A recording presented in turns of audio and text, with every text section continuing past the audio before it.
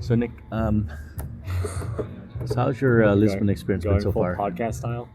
I don't know. Yeah, we could, I guess. Yeah, let's decide. What would you recommend? Anything that's fantastic? If you were to choose two things to recommend to two people. Okay. Okay. So You're taking your mom out here. You're just like, Mom, this is the best thing. the best thing we don't have. So Oh shit. yes. That's all Okay. right. I have We'll one see you next tuna. time then. Yeah. Yeah, you don't gotta force it. You don't gotta force the podcast thing. Oh no, but it's a trial, you know. It's like I feel like you don't force it, but then you're always aware of it. You're like, okay, well, it's you talk differently because you're like, okay, well, you gotta be a little more intentional, I think, about what you say. I don't know about that. It's Like, rambling, I mean, right? literally what we're doing right now Uh-huh. is just like ignoring. We're trying to ignore it. I mean, I'm ignoring. I don't give a shit that it's on. I don't care.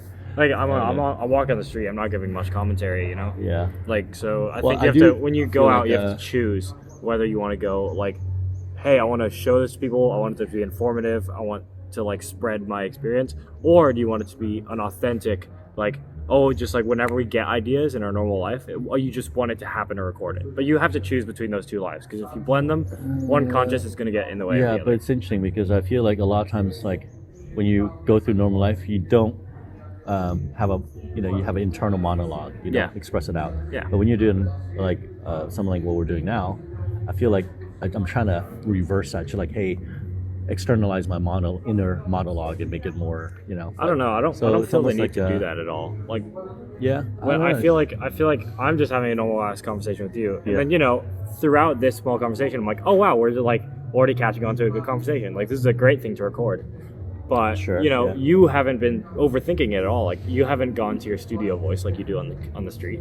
Like, What that's the thing. If I'm on the street, I would not say anything, but it would be like exactly. But like when Right. you're walking through stores, you're like, now we are in the brunch right, cafe. because you And have so to do that. it's but that's what I'm saying. You have to choose between the studio voice versus if you want to make it like the real, authentic, just like thought.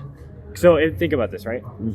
Imagine like what we did today, right, or what we did for the first half, like not doing now, is turn on the video, turn on the recording, and then dialogue and narrate your life, right? Sure. What you're doing, Right, how you're right. feeling, What I'm seeing. what you're seeing, exactly. yeah. And then you're complimenting with the video. Right. Or that it's either that, or you turn on the microphone in the morning and you just live and you forget about it, and you're just like you forget you even have a microphone on. Right, but And I then- would just think that's like boring because like But it's not, because this is the thing. This is where the real gems come out.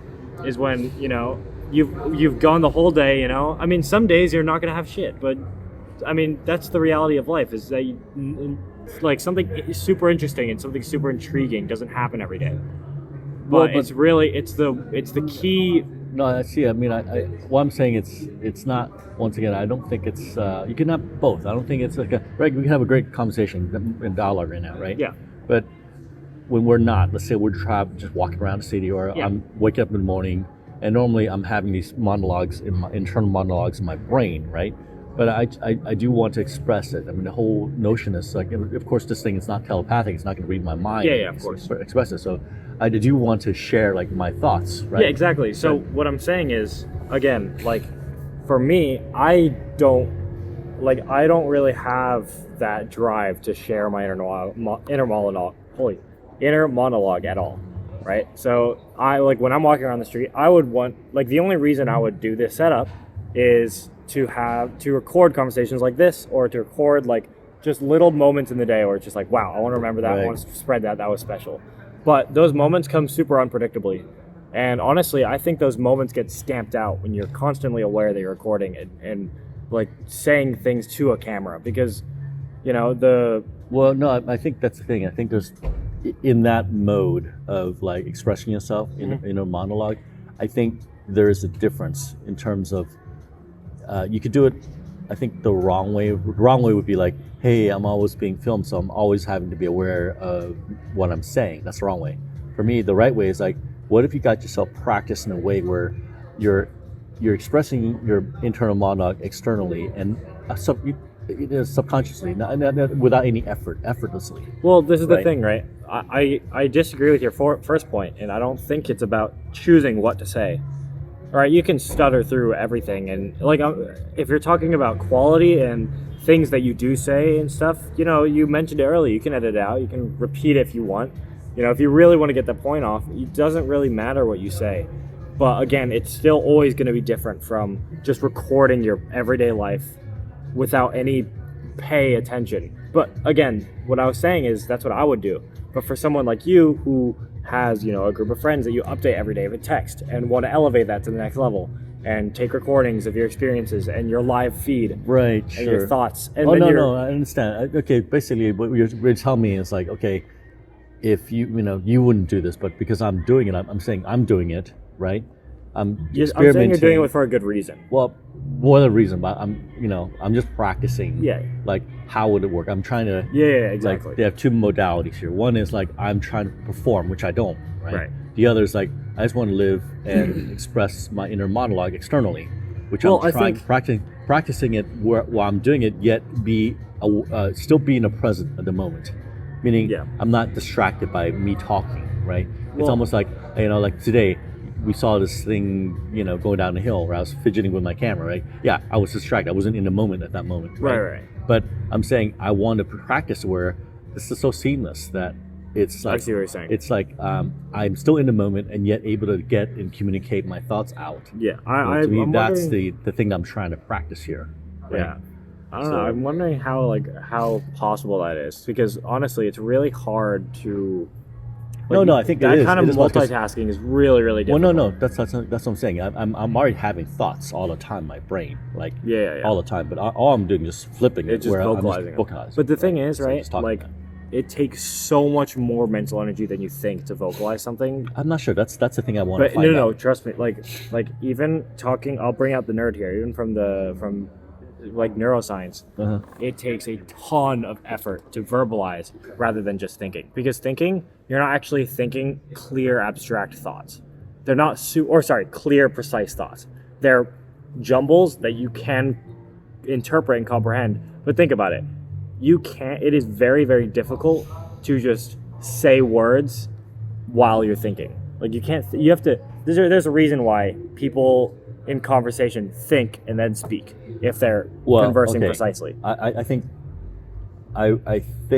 what I'm going for example, like when I was a kid, I had a hard time reading out loud because when I read out loud, I wasn't paying attention to the contents. I of still what have I'm that reading. issue. Yeah. Right. But I think that's a practice thing. Like some people can read out loud and still comprehend everything they say because they have made it basically an automatic function. It's like driving. You can think while you're driving, right?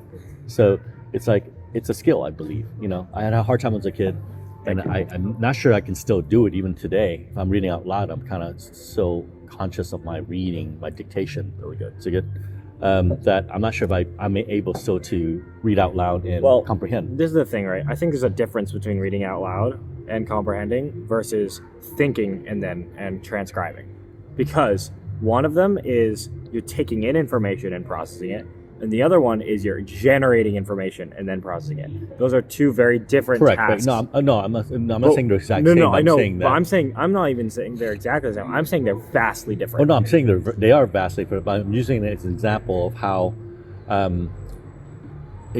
of how like these two tasks can be successfully integrated. But what I think is you can successfully read and comprehend, but I don't think you can successfully think and but that's express. that's the whole experiment. Yeah, Like, exactly. can I really think and still, think normally and just verbalize my stuff? Yeah, my hypothesis is absolutely not. I believe you can because look, I mean, the fact we're doing it right now, I'm thinking, I'm verbalizing things. Why yes, not? but think about it, right? You're thinking before you say things. While I'm speaking, you're formulating what to say. So in conversation, it applies, but when you're walking around, that same principle doesn't apply because your thoughts don't have time to sit. Your thoughts you're talking about rapid fire externalization of thoughts. Well, it's almost like a stream of consciousness. Exactly. That's what I'm getting for. Like I see a yeah, my thoughts are probably way faster than I can verbalize it. That is a limitation. There's definitely a bandwidth limitation. Like I could see, think da, but I cannot express it as fast. Yeah, I get that, right? So it may actually serve, strangely enough, it may serve to maybe crystallize my thoughts a bit better, because instead of like going do, I'm like, okay, I'm enunciating at a certain rate. So my thoughts are now trained to like, okay, don't go so fast. Yeah, I agree with that. It may actually help with my ADHD. I actually agree with that. I think that's a good hypothesis. That like, if you, honestly, that's probably a technique they do in extreme cases of ADHD. That's probably what they do in therapy. Is like, especially kids who have trouble speaking. By the way, we're in the sun. You want to scoot over a little bit? No, that sounds great. No, I love it. Okay. You're not scared of the sun. I know. Anyway, but think about it, right? Like somebody who's stuttering a lot, stuttering, one of the hardest things, I mean, I still stutter quite a bit. Sure, I know. But there's people with way worse stutters than I do. And I stutter because my thoughts are going way faster than I can speak. So I am going super, super fast, and then it slightly goes, and then I say a word twice. I'm like, oh shit. And then I try to go back, and then I'm like, oh fuck, where the fuck am I? It's not, it happens super quickly, right? It's not like that. Yeah. You look like you want to say something. I do. What do you want to say? I was going to do something silly and funny. I know. I could see it on your face. I know that look. Right. So I was like, I wonder if there's anyone's ever tried. Stutter. Anyone's ever tried where one solution is stuttering. Like if someone gets stutters, you just go smack, slap them. Honestly, You're like, whoa, okay. you know what would that do? No, that wouldn't fix it. That would just make them forget absolutely all of they were saying. It would stop the stutter. Yes, it's because they would stop speaking. I don't know. I feel like with ADHD, it's very hard, at least for me, it's very hard for me. Like any interruption will completely destroy any upcoming thoughts. Like my thoughts are walking a very fine line. Like every time that, like, it's like a tightrope, right? Mm-hmm. And every time there's a distraction, it bumps it, and there's a chance that it doesn't fall off. But with ADHD, the thoughts are always falling off. But the end of the rope might have still thoughts, and then I can put those people back on the tightrope. I can reconstruct it. But think about it, right? When you've seen me at a dinner table, right? You've witnessed me sometimes be like, "Oh, guys, it's gone. Sorry, it's gone. Let me try to find it back." Like, and then I really dig deep and think, and I'm like, it's right there. And I'm like, nope, it's gone. That process of me being like, oh, let me try to get it back, is like me thinking, okay, what was the topic? What was I trying to do? Constructing it from like the bare bones of the conversation. And if it doesn't come back, it means everyone's fallen off the tightrope. Mm-hmm. But if it does come back, it means I put everyone back on, and the conversation can continue. Mm-hmm. But I think that's the problem with ADHD. And it happens really quickly, and that's why I think that it might work, is because you're applying your thoughts, and you're widening that tightrope. You're making it easier to walk on because your thoughts aren't constantly bombarding it. Slowing it down intentionally. You're just like, all right, you're training yourself to have a slower cadence. Yeah. Instead of wild, you're like, boom, boom. But I think what you'll find when you're doing this, especially when walking around, is that, as you said before, you're not going to be able to achieve that stream of consciousness, like that really consistent, just like thoughts view, right? It's not going to happen. Your thoughts move 1,000 times faster than you speak. But what I think you'll find is that you will have, like, I think you'll be more conscious of your pauses, your natural pauses, because in conversation, it's supernatural. You're pausing right now to think. Right, well, you're thinking. Exactly. But that's the whole reason conversation works, is because while someone else is speaking, your brain is constantly putting in that information, but then has time to build another thought, and then by the end of it, you have this golden, I think it's like 1.5 second pause, or even longer, between people speaking, and then you could share your thoughts, and then the same process happens. But when you're not in conversation, you don't have those pauses. You don't have those times to process and think, and you'll replace that time to process and think with just walking. So you'll have much greater pauses, and you'll be like, you won't have tons of stuff to say, I mean, even here, like walking on the street, there was big, giant moments of pauses that I'm sure you were thinking things, but you weren't externalizing them. But it's because those things are either irrelevant, or you're making a better point. You're constructing a point with, like if I was streaming content like plant green, oh umbrella is yellow, oh my dad's saying like it's just chaos. It's all your observations and all of the adjectives that come in them that's naturally processed by your subconscious. Sure. If I'm walking down the street, I'm usually in my thoughts. I'm not really observing what's around me. I mean, I might kind of, peripherally observe something. Something happens, like, oh, I'll take notice. Like, oh wow, look at that clown juggling. Yeah. Oh, what's that, right? So, but usually I'm probably walking and I'm not really in the moment. I'm actually in my head most of the time, right? So I think maybe having to narrate this may actually make me more present. Absolutely. In like, where am I at? What am I seeing? It's almost like you're forced to notice your environment around you. Because you're trying to describe it. It's super true. And this is the reason why one of the best learning techniques is talking out loud. When you just read something, you're thinking it, you're kind of noticing it, you're kind of comprehending it, but it's not as good as reading every word out loud. That's why people in school practice reading out loud, is because when you read stuff out loud and repeat it verbally, slows it down. No. It literally, there's a whole different system in your hippocampus that is dealt with that, and it improves what you've just received immensely. Like one of the best study strategies is just repeat everything out loud. Describe it to yourself, Oh, food telling, but I'll share with you. Looks Here good. we go. Whoa. That looks delicious. Wow. Okay. Oh, look at that. Thank you so much. Eggplant on top of octopus. That's amazing. Love the presentation. Wow. Holy Thank crap. you. All right, let me take a picture of this.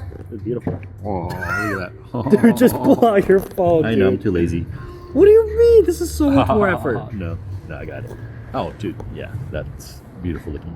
That is gorgeous. Okay. I think we picked a good place, dude. I think we're coming back here. Yeah, especially with like 12 euros, right? 12 euros. That's free. It's freaking Pretty amazing. damn good.